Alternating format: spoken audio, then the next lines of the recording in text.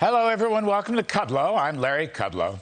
So last week, the EPA proposed a rule that would totally reverse a Trump decision on water permitting projects. This is dear to my heart because we in the NEC worked hard on something called Section 401 of the Clean Water Act, which under Donald Trump's direction put a huge priority on fast-tracking major energy projects. We did the same thing on an even broader scale regarding NEPA permitting rules. In both cases, whether it's clean water or clean air or infrastructure in general, Mr. Trump and his NEC, along with his EPA and a lot of other agencies, would have reduced permitting time to less than 2 years for all these projects. The Biden EPA is completely reversing all of this. On energy, the Bidens have applied ridiculous environmental restrictions using extremist metrics like direct, indirect, cumulative, and social cost of carbon metrics that could never be quantified and where there is no body of evidence. Of course, the Bidens don't want to quantify it because they don't want any of these fossil fuel-related projects in the first place, whether it's fracking or drilling or pipeline. Ironically, the radical greenies in the Biden administration will wind up stopping virtually any infrastructure project at all, including wind, including solar farms, and, of course, nukes. In fact, there isn't going to be any infrastructure under their crazy new regs. Not roads, nor highways, nor bridges, nor tunnels, nothing. Remember, Transportation Secretary Buttigieg has said more than once that roads are racist. He's not really a car guy either. In fact, nobody knows what he is because he sure ain't a transportation secretary.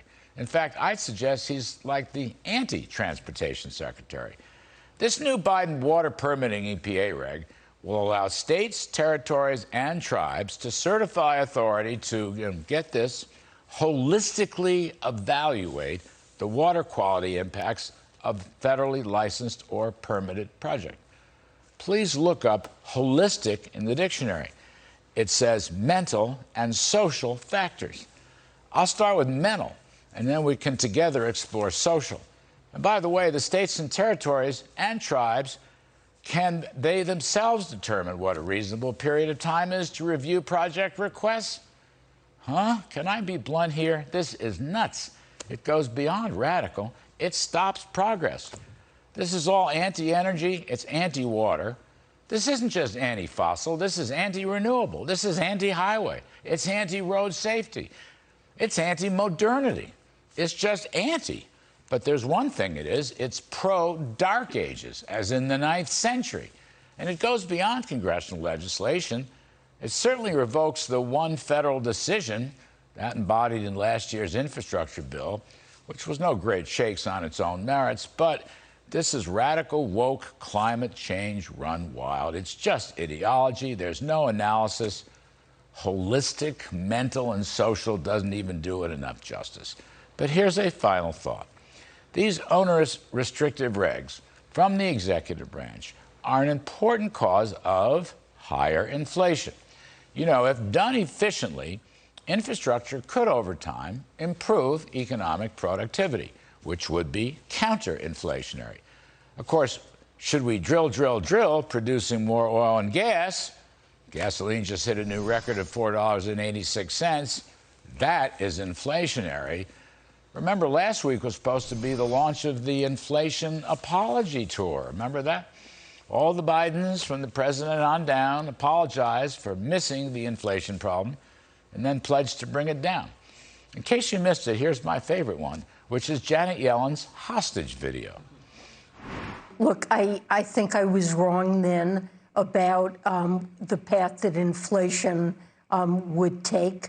As I mentioned, there have been unanticipated and large shocks to the economy that have boosted energy and food prices and supply bottlenecks that have affected our economy badly that I at the time didn't fully understand. I'm telling you, didn't fully understand. It's a hostage video. Anyway, nice work, Janet. Look, the president himself pledged late last week to reverse the root causes of inflation, which he defined as, wait a minute, hang on, root causes, Vladimir Putin. Not spending, borrowing, money printing, regulating, but you guessed it, Putin is the root cause of inflation. Trouble is, a week after the inflation apology tour, there's a new poll from liberal pollster ABC Ipsos that shows 28% approve of Biden's handling of inflation, while 71% disapprove. Maybe Uncle Joe should just come on out and say how much he loves high gas prices, which he actually basically did in Japan a couple weeks ago. At least then he'd be telling the truth. But you know what I'm going to say, folks. The cavalry is coming.